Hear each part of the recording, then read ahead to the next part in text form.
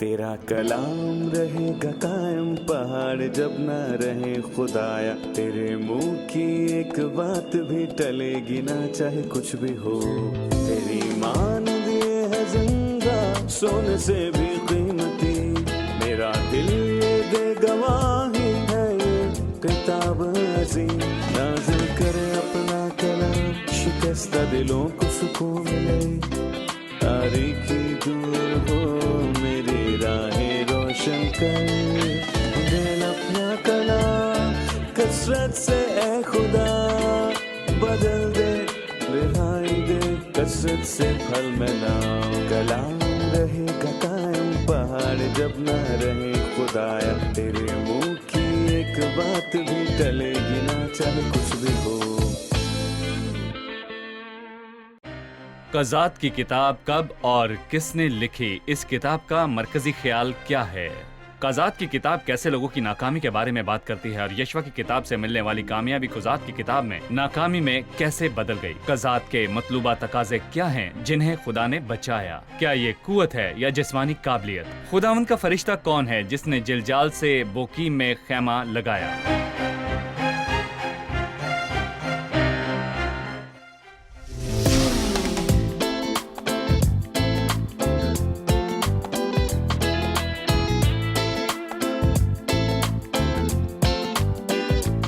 عزیز ناظرین، میں Ayad Zarif آپ سب دیکھنے والوں کو ہمارے روز کے بائبلی مطالعاتی پروگرام کی نئی قسط میں خوش آمدید کہتا ہوں۔ اس پروگرام میں ہم بائبل مقدس کی تمام کتابوں کا مطالعہ پیش کرتے ہیں، اور میں آپ کو بتاتا چلوں کہ گزشتہ قسط میں ہم نے یوحنا کی انجیل کا مطالعہ ختم کیا تھا۔ یہ عظیم انجیل مسیح کو ابن خدا کے طور پر پیش کرتی ہے۔ اس انجیل کا مقصد یہ ہے کہ جو کوئی بھی یہ ایمان لاتا ہے کہ مسیح خدا کا بیٹا ہے، وہ ابدی زندگی حاصل کرے گا۔ مسیح نے اس کے بارے میں کہا تاکہ جو کوئی اس پر ایمان لائے ہلاک نہ ہو بلکہ ہمیشہ کی زندگی پائے۔ اور آج ہم قضات کی کتاب کا مطالعہ شروع کریں گے۔ یہ کتاب جو کہ پرانے عہد نامے میں تاریخ کی دوسری کتاب ہے، جیسا کہ آپ سب جانتے ہیں کہ پرانا عہد نامہ موسیٰ کی 5 کتابوں، تاریخ کی کتابوں جس کا آغاز یشوع کی کتاب سے ہوتا ہے، اور پھر شاعری کی کتابوں، انبیاء اکبر اور آخر میں انبیاء اصغر پر مشتمل ہے۔ لہٰذا آج ہم قضات کی کتاب کا مطالعہ شروع کریں گے جو پرانے عہد نامے میں تاریخ کی دوسری کتاب ہے، لیکن میں چاہوں گا کہ آپ اپنی بائبل مقدس کھولیے اور آج کے کلام میں ہمارے ساتھ شامل ہو جائیے۔ اگر آپ 5 سال تک ہمارے ساتھ اس مطالعے میں شامل ہوتے ہیں تو یقینی طور پر آپ پیدائش کی کتاب سے مکاشفہ تک بائبل کا ایک مؤثر مطالعہ کر پائیں گے۔ لیکن پروگرام کے باقاعدہ آغاز سے پہلے میں خدا کے خادمین ڈاکٹر محیب کو خوش آمدید کہوں گا، ڈاکٹر صفوات کو بھی خوش آمدید، اور میں اسٹوڈیو میں آئے مہمانوں کو بھی خوش آمدید کہوں گا۔ ڈاکٹر محیب، ہم جب بھی کسی کتاب کا مطالعہ شروع کرتے ہیں تو ہمیں یہ جاننے کی ضرورت پڑتی ہے کہ یہ کتاب کس نے لکھی ہے اور اس کا مرکزی خیال کیا ہے، لہٰذا آپ ہمیں اس بارے میں بتائیے۔ اس کا امکان یہی ہے کہ یہ کتاب سیموئیل نے لکھی ہے، جو کہ آخری قاضی تھا۔ ہم یہ جانتے ہیں کہ قاضیوں نے تقریباً 450 سال تک حکومت کی ہے، اور یہاں پر ہم دیکھتے ہیں کہ کنز کا بیٹا پہلا قاضی تھا اور آخری قاضی سیموئیل تھا۔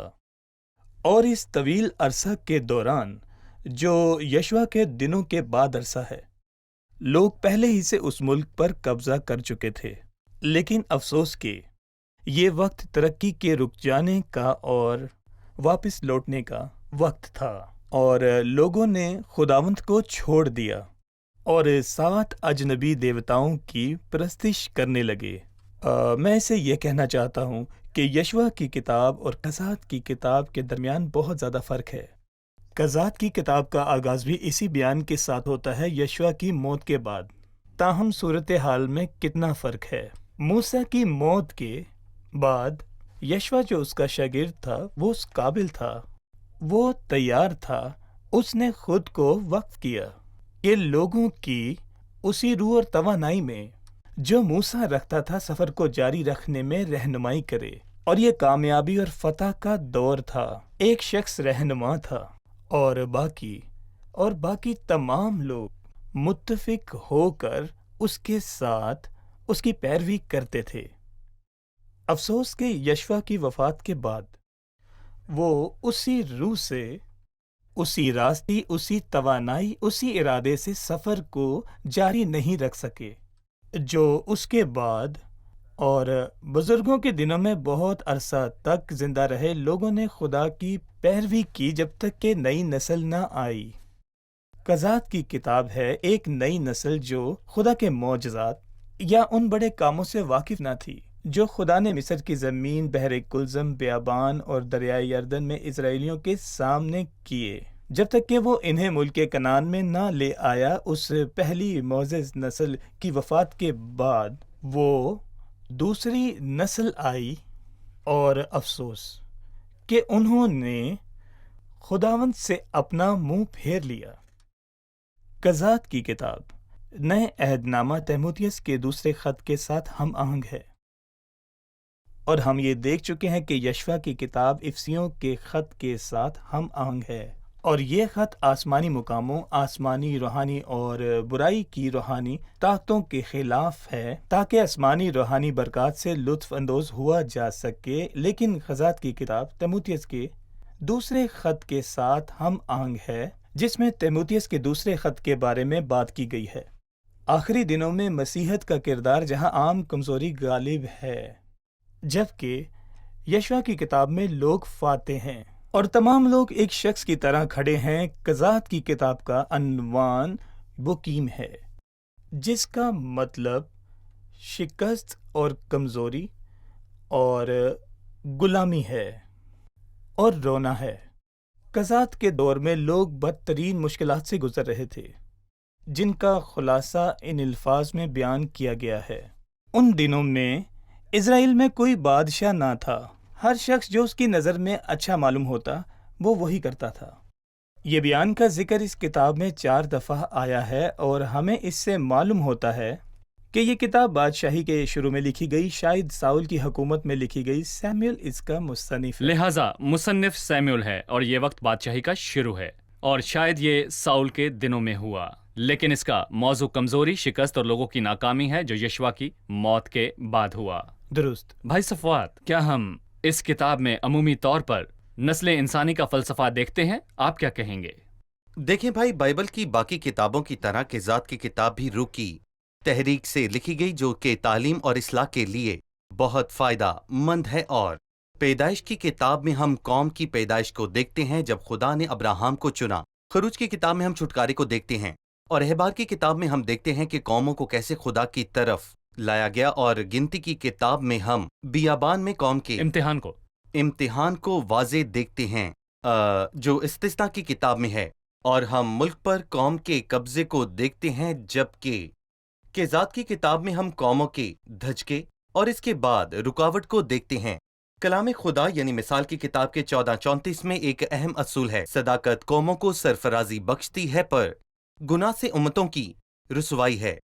قضات کی کتاب میں ہم تاریخ کو دیکھتے ہیں، لیکن انسانوں کی تاریخ مختلف ہے، کیونکہ جس نے تاریخ لکھی ہے وہ خدا ہے، اور جس نے تاریخ رقم کی ہے وہ خدا ہے، اور بائبل کے مصنفین نے ذاتی، قومی یا نسلی خواہشات سے اسے نہیں لکھا۔ اور میں آپ سب سے یہ بھی کہنا چاہوں گا کہ بائبل کی تاریخ ہماری تعلیمی انتباہ اور تسلی، اور اس کے بعد سب سے خاص حوصلہ افزائی کے لیے بھی ہے۔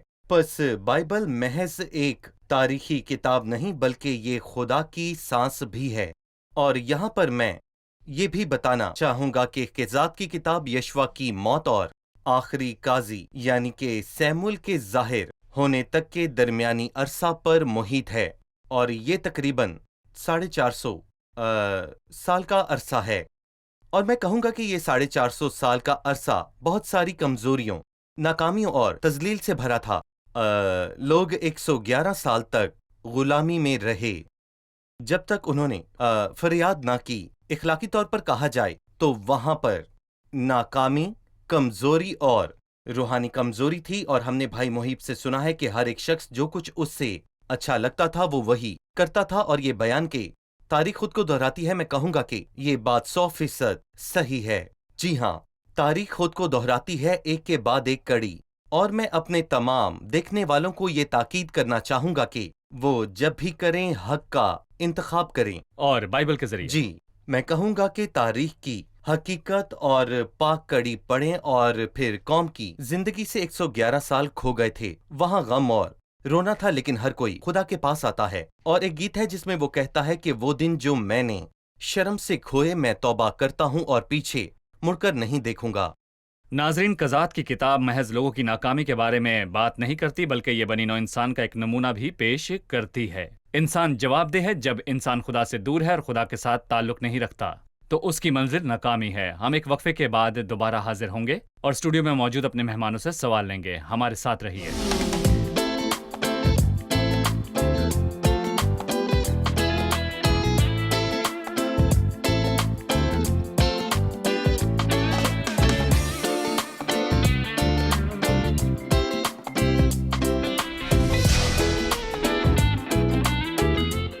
ناظرین، ہم وقفے سے واپس آ چکے ہیں۔ آئیے اب چلتے ہیں مہمانوں کی طرف اور ان سے سوال پوچھتے ہیں۔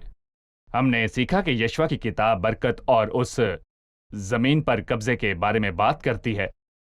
قضات کی کتاب میں لوگ کیوں دوبارہ ناکامی اور کمزوری کا شکار ہو گئے، وہ کب اور کیسے ہوئے؟ یشوع کی کتاب میں عظیم تر فتوحات کے بعد لوگ کب اور کیسے ناکامی کی طرف مائل ہوئے؟ در حقیقت ہمیں یہ توقع تھی کہ لوگ مزید کامیابی اور فتوحات حاصل کریں گے اور قوت سے مزید قوت کی طرف بڑھیں گے۔ خدا نے ان کو نوازا اور اس نے مصر میں رہتے ہوئے بڑے عجائبات کے ساتھ ان کی حمایت کی۔ اس نے انہیں چھڑایا اور اپنے قوی ہاتھ سے انہیں وہاں سے نکال لایا۔ وہ بیابان میں ان کے ساتھ تھا اور انہوں نے عجائبات دیکھے۔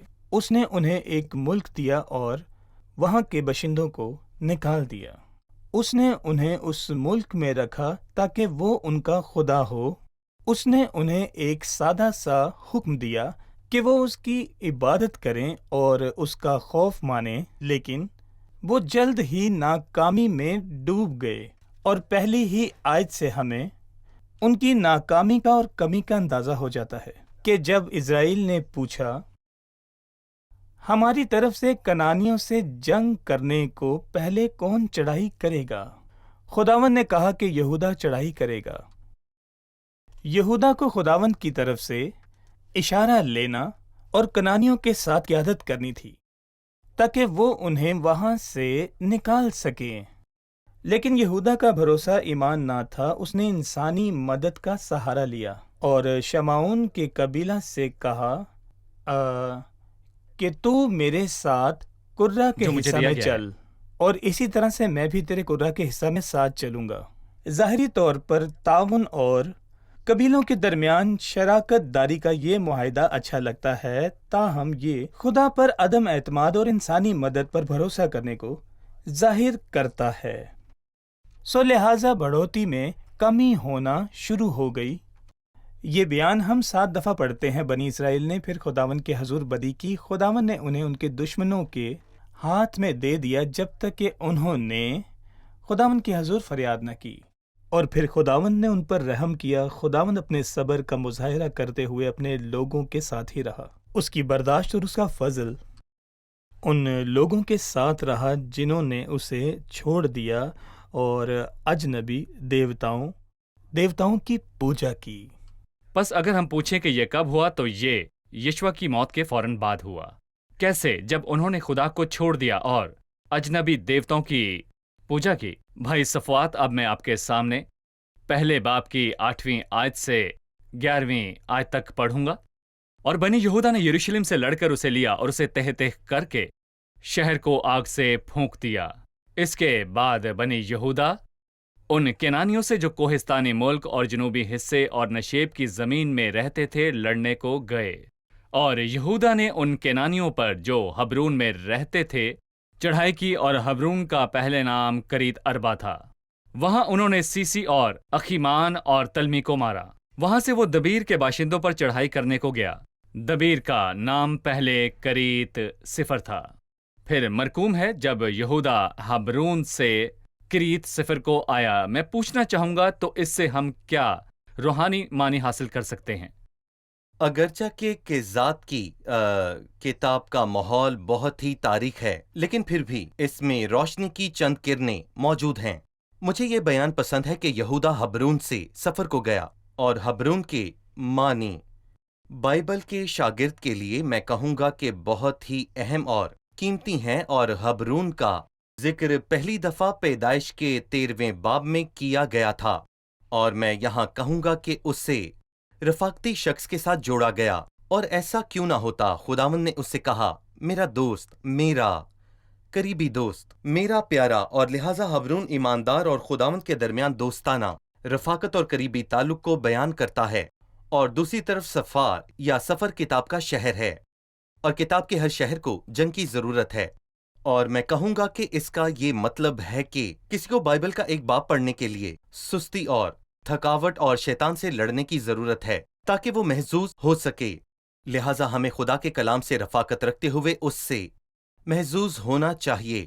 لہٰذا ہبرون اور سفر ایک دوسرے سے منسلک ہیں۔ ہبرون کا مطلب رفاقت ہے، اور سفار یا سفر کا مطلب کلام مقدس ہے۔ اور کالب نے کہا کہ جو کوئی کرید سفر کو لے لے، میں اس سے اپنی بیٹی اقصا بیع دوں گا، جس کا مطلب بہت کڑا ہے۔ جو کوئی سفر کو فتح کرتا ہے، ایک خوبصورت دلہن ملے گی جس کا نام اقصا ہے، اور پھر اتنییل آتا ہے جس کا مطلب ہے خدا کا شیر۔ وہ سفر پر فتح پاتا ہے، لہٰذا اجر کے طور پر اس کا بیع اقصا سے کیا گیا، جو کہ کالب کی بیٹی تھی۔ اور ہم یہاں دیکھتے ہیں کہ شادی کے بغیر اتنییل کالب سے منسلک ہوا، اور نتیجے کے طور پر وہ ایک قاضی بنا۔ اور وہ تمام جوان لوگ جو شادی کے خواہاں ہیں، میں ان سے کہنا چاہوں گا کہ ایک ایماندار سے شادی کرو، کیونکہ یہ ایک برکت اور اعزاز ہے۔ اور اتنییل شادی کے بغیر کالب سے منسلک ہوا، اور کالب نے اسے اقصا بیع دی، اور وہ ایک قاضی بنا۔ بائبل کہتی ہے، نہ ہموار جوئے میں نہ جتو۔ میں غور کر رہا ہوں کہ بائبل مقدس ایسے ناموں پر مشتمل ہے جو بہت زیادہ اہمیت رکھتے ہیں۔ واقعی جو بائبل کا مطالعہ نہیں کرتا اور عظیم خیالات کو نہیں سمجھتا، وہ بہت کچھ کھو دے گا۔ بھائی محی، میں نے غور کیا ہے کہ جو حصہ میں نے پڑھا ہے یہ صرف 2 قبیلوں یعنی یہودا اور شمعون کے بارے میں بات کرتا ہے۔ لہٰذا باقی قبیلوں کے بارے میں کیا خیال ہے؟ کیا وہ قبیلے بڑھے یا کم ہوئے؟ کیا وہ فاتح رہے یا شکست خوردہ؟ افسوس کہ وہ سب بھی، اور وہ ناکام ہو گئے، اور وہ ناکامی بدتدریج ہوئی۔ 21ویں آیت میں لکھا ہے، بنیامین نے ان یبوسیوں کو جو یروشلم رہتے تھے نہ نکالا، سو یبوسی بنی بنیامین کے ساتھ آج تک یروشلم میں رہتے ہیں۔ اور 27ویں آیت میں منسی نے بھی بیت شان اور اس کے قصبوں کے باشندوں کو نہ نکالا، اور افرایم نے ان کنانیوں کو جو جزر میں رہتے تھے نہ نکالا، سو کنانی ان کے درمیان جزر میں بسے رہے، ان کے درمیان جزر میں۔ آیت 30 میں، اور زبلون نے قطرون اور نہالال کے لوگوں کو نکالا، سو کنانی ان میں بدوباش کرتے رہے، اور وہ ان کے متی ہو گئے۔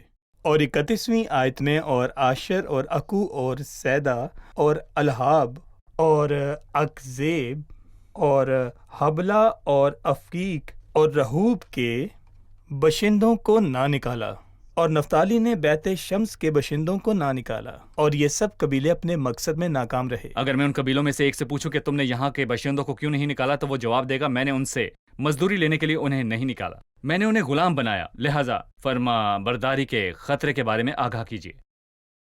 ان بت پرست لوگوں کے ساتھ رہنا اسرائیلیوں کے لیے ایک بڑی چال تھی۔ پہلی بات یہ کنانی اسرائیلیوں کے ساتھ رہے، لیکن اس کے بعد اس کے برعکس ہوا، اکثریت بن گئی اور اسرائیلی ان کے درمیان رہنے لگے۔ وہ اقلیت بن گئے، اور طاقت اور اختیار ان کے دشمنوں کے پاس چلا گیا۔ جو اقلیت بن گئے، جی ہاں، وہ اقلیت بن گئے، اور طاقت اور اختیار ان کے دشمنوں کے پاس چلا گیا۔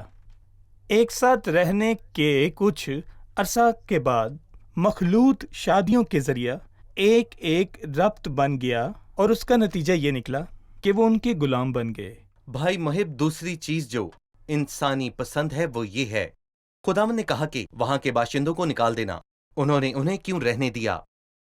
یہاں تک کہ ہمارا باپ ابراہم اسی غلطی میں گرا جب سارا نے اس سے کہا کہ اس لونڈی اور اس کے بیٹے اسماعیل کو نکال دے، لیکن ابراہم کو یہ بات پسند نہ آئی۔ بعض اوقات ہم انسانی معاملات کو قابو میں رکھتے ہیں، لیکن ہمیں چاہیے کہ ہم انسان کی بجائے خدا سے وفاداری کریں۔ خدا کی نافرمانی برے نتائج لاتی ہے۔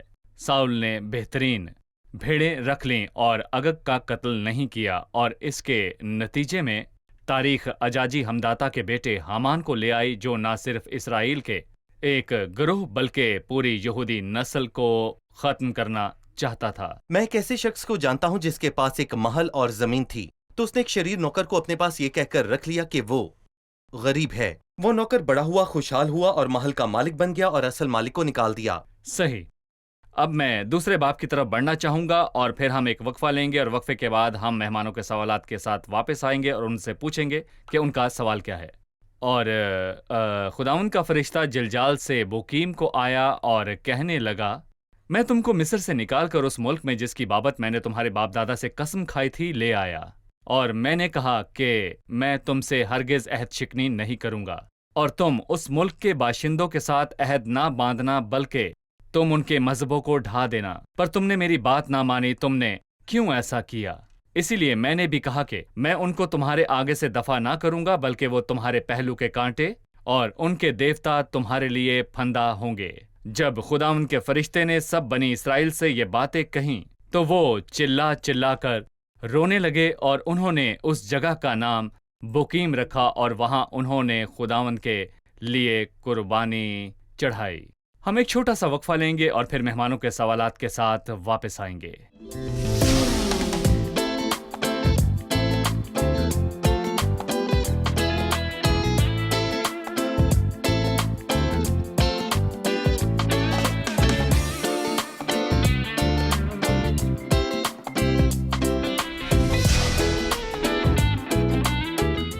खुशामदीद। आइए अब चलते हैं मेहमानों की तरफ और उनसे सवाल पूछते हैं। मैं जानना चाहती हूँ कि खुदावंद का फरिश्ता कौन है? वो ऐसे अल्फाज कह रहा है जो खुदा के सिवा कोई नहीं कह सकता। खुदावंद का फरिश्ता कौन है? बाज़-औक़ात बाइबल खुदा का फरिश्ता और बाज़ दफ़ा खुदा की तरफ से फरिश्ता कहती है। जब बाइबल खुदा का फरिश्ता कहती है तो इससे मुराद खुद खुदावंद है, और हम ईमान रखते हैं कि पुराने अहदनामे में खुदा का फरिश्ता दरअसल खुदावंद यीशु मसीह है और वहाँ इलाही ज़हूर हुए। मसलन मूसा ने खुदा का जलाल देखने के लिए कहा कि मुझे अपना जलाल दिखा, और बनीनो इंसान को अब तक कामिल मुकाशफा नहीं दिखाया गया। बस खुदावंद ने कहा कि जब तक मेरा जलाल गुजरता रहेगा मैं तुझे उस चट्टान के शगाफ में रखूंगा। लेकिन नए अहदनामे में लिखा है कि इसमें कलाम नहीं कि दीनदारी का भेद बड़ा है जो जिस्म में जाहिर हुआ। इसलिए वो खुदा ही है जिसने फरमाया तारीकी में से नूर चमके, और वही हमारे दिलों में चमका ताकि हम खुदा के जलाल को जाने, जिसको देखने की ख्वाहिश मूसा ने की थी, जो कि यीशु मसीह के चेहरे में पिन्हा है। लिहाजा पुराने अहदनामे में खुदावंद का फरिश्ता मसीह है। खुदावंद का फरिश्ता खुद खुदावंद मसीह है। भाई, क्या आप इसके बारे में कुछ कहना चाहेंगे? खुदावंद के फरिश्ता का जिक्र पहली दफ़ा हम पैदाइश 16:7 में देखते हैं, जिसमें उसने हाजरा से बात की और वो खुदावंद के फरिश्ता को बियाबान में पानी के एक चश्मा के पास मिली। ये वही चश्मा जो शूर की राह पर है। और उसने कहा, ऐ सारी की लोंडी हाजरा, तू कहाँ से आई और किधर जाती है? और 9वीं आयत में खुदावंद के फरिश्ता ने उससे कहा कि तू अपनी बीबी के पास लौट जा और अपने आप को उसके कब्जा में दे। और खुदावंद के फरिश्ता ने उससे कहा कि मैं तेरी औलाद को बहुत बरकत दूंगा, यहाँ तक कि कसरत के सबब से। और खुदावंद के फरिश्ता ने उससे कहा कि तू हामला है। जाहिर है महज एक फरिश्ते के लिए वादा करना और मजबूती के साथ नामुमकिन है। और दूसरी दफ़ा हम खुदावंद के फरिश्ता का जिक्र फिर हाजरा के साथ बात करते हुए पैदाइश 21 में देखते हैं। जब वो बेरसबा के बियाबान में खो गई और उसका बेटा प्यास से मरने लगा तो खुदा ने उस लड़की की आवाज़ सुनी, और खुदा के फरिश्ता ने आसमान से हाजरा को पुकारा और कहा, ए हाजरा, तुझको क्या हुआ? मत डर, क्योंकि खुदा ने उस जगह से जहाँ लड़का पड़ा है उसकी आवाज़ सुन ली है। यहाँ दूसरी बार हम खुदा के फरिश्ता या खुदा के फरिश्ता का जिक्र पढ़ते हैं, और जैसा कि हम समझते हैं कि ये खुदावंद यीशु मसीह के तजस्सुम लेने से पहले उसका ज़हूर है, वो जाहिर और गायब हुआ करता था। तीसरी बार हम इसका जिक्र पैदाइश 22 में पढ़ते हैं, जब अब्राहम इसहाक को मज़बा पर कुर्बान करने के लिए ले जा रहा था, और खुदावंद के फरिश्ता ने आसमान से दोबारा अब्राहम को पुकारा और कहा कि खुदावंद फरमाता है, चुनाचा तूने ये काम किया कि अपने बेटे को भी जो तेरा इकलौता है दरेग न रखा, इसलिए मैंने भी तेरी जात की कसम खाई है कि मैं तुझे बरकत पर बरकत दूंगा और तेरी नस्ल को बहुत बढ़ाऊंगा। झाड़ी के जलने के वाकया में हम खुदावंद के फरिश्ता के बारे में पढ़ते हैं, और खुदावंद का फरिश्ता एक झाड़ी में से आग के शोला में उस पर जाहिर हुआ। उसने निगाह की और क्या देखता है कि झाड़ी में आग लगी हुई है, पर वो झाड़ी भस्म नहीं होती। ہم سمجھتے ہیں کہ خداوند اسے جھاڑی میں سے پکارتا ہے، لہذا خداوند خود وہی ہی خداوند فرشتہ ہے۔ جی، نوح، سارہ اور یعقوب پر ظاہر ہوا یہ تمام ظہور خداوند مسیح کی طرف ہی اشارہ کرتے ہیں، جبکہ ابھی وہ مجسم نہیں ہوا تھا۔ صحیح بھائی، میں آپ سے اگلا سوال کرنا چاہوں گا جو کہ تیسرے باب سے متعلق ہے۔ تیسرے باب میں خدا وفادار قاضیوں کا انتخاب کرنے والا ہے، تو خدا ان قاضیوں میں کون سی قابلیتوں کا تقاضا کرتا ہے؟ کیا وہ ان میں حکمت، علم، طاقت یا ہوشیاری کا تقاضا کرتا ہے؟ آپ اس کے بارے میں ہمیں بتائیے۔ خدا نے جن قاضیوں کو استعمال کیا وہ بہت کمزور تھے۔ اس نے کم تر اور بائیں ہاتھ اور کمزور برتنوں کو استعمال کیا۔ خدا جسمانی فطری قوت سے خوش نہیں ہے، بلکہ اس کا جلال کمزور مٹی کے برتنوں سے ظاہر ہوا تاکہ وہ ظاہر کرے کہ وہ زبردست ہماری طاقت نہیں، خدا کی طاقت ہے۔ خدا تھوڑے لوگوں کو بچانے کے لیے بھی استعمال کر سکتا ہے، اور بعض اوقات خدا بہت سے لوگوں کو بچانے کے لیے انکار کر دیتا ہے، اور بہتوں یہ کے سب ہم ساتھ۔ آگے چل کر بھی دیکھ سکتے ہیں۔ شکریہ، ہم قسط کے اختتام پر پہنچ چکے ہیں۔ خدا ان کی مرضی سے ہم اگلی قسط میں مطالعے کو جاری رکھیں گے۔ میں اپنے مہمانوں کا بھی شکر گزار ہوں جو آج ہمارے ساتھ موجود رہے۔ عزیز ناظرین، ہم نے دیکھا ہے کہ ان لوگوں کی تاریخ ان کی ناکامی کی بات کرتی ہے۔ یشوع کی موت کے بعد جب انہوں نے دوسرے دیوتاؤں کی پوجا کی اور شریعت کی کتاب سے منہ موڑ لیا، یہ میرے اور آپ کے لیے ایک انتباہ ہے کہ جب بائبل مقدس بند ہوتی ہے اور یہ پڑھی نہیں جاتی، جب میں اس سے دور رہتا ہوں، تو روحانی برکات کے تمام ذرائع، چاہے وہ روحانی عبادات ہوں، بائبل کو پڑھنا ہو یا تعلیم اور خدا کے پاک کلام کو سننا ہو، تو یہ ترقی کے رکنے کا آغاز ہے۔ میں آپ کو یاد دلانا چاہتا ہوں کہ خدا اپنے لوگوں کو بچانا پسند کرتا ہے، اور جب خدا اپنے منصوبوں پر عمل درآمد کرنے کے لیے انسانوں کو تلاش کرتا ہے تو وہ مضبوط لوگوں کا انتخاب نہیں کرتا۔ اگر آپ کہیں بھی خدمت کر رہے ہیں، اگر آپ کسی بھی جگہ یا پھر کسی بھی خدمت کے ذمہ دار ہیں، تو آپ کو جاننے کی ضرورت ہے کہ کامیابی کی بنیاد آپ کی قابلیت نہیں ہے۔ قسط کے اختتام پر ہم نے دیکھا ہے کہ خدا نے بہت کمزور قاضیوں کو چنا تاکہ وہ ظاہر کرے کہ زبردست قوت ہماری طرف سے نہیں بلکہ خدا کی طرف سے ہے۔ مجھے امید ہے کہ آپ اپنے سوالات کے ساتھ اگلی قسط میں ہمارے ساتھ شامل ہوں گے، تو ہمیں بھیجنے میں ہچکچائے نہیں، ہمیں جواب دینے میں خوشی ہوگی۔ بائبل پڑھیں اور اپنے سوالات نوٹ کیجئے، بائبل کو سمجھیے، کیونکہ یہ روشنی ہے، یہ آپ کی زندگی کو روشن کرے گی اور زندگی میں آگے بڑھنے کا راستہ دکھائے گی۔ ان الفاظ کے ساتھ اگلے پروگرام میں پھر ملاقات ہوگی۔ خدا آپ سب کو برکت دے۔ آپ جیرا کے بیٹے جو بنی حتہ تھا اہود کے بارے میں کیا جانتے ہیں اور اس نے خدا کے لوگوں کو کیسے بچایا؟ آپ انات کے بیٹے شمجر کے بارے میں کیا جانتے ہیں اور اس نے بیل کے پینے کے ساتھ خدا کے لوگوں کو کیسے بچایا؟ آپ لفیدوت کی بیوی دبورا اور ابینوم کے بیٹے برق کے بارے میں کیا جانتے ہیں اور ان دونوں نے کیسے خدا کے لوگوں کو بچایا؟ تیرا کلام رہے گا قائم پہاڑ جب نہ رہے خدایا، تیرے منہ کی ایک بات بھی ٹلے گی نہ چاہے کچھ بھی ہو، تیری مان دیے ہے زندہ سونے سے بھی قیمتی، میرا دل یہ دے گواہی ہے یہ کتاب عظیم، نازل کرے اپنا کلام شکستہ دلوں کو سکون ملے، تاریکی دور ہو میری راہیں روشن کر، دل اپنا کلام کثرت سے اے خدا بدل دے، رہائی دے کثرت سے پھل میں لاؤ، کلام رہے گا قائم پہاڑ جب نہ رہے خدایا، تیرے منہ کی ایک بات بھی ٹلے گی نہ چاہے کچھ بھی ہو۔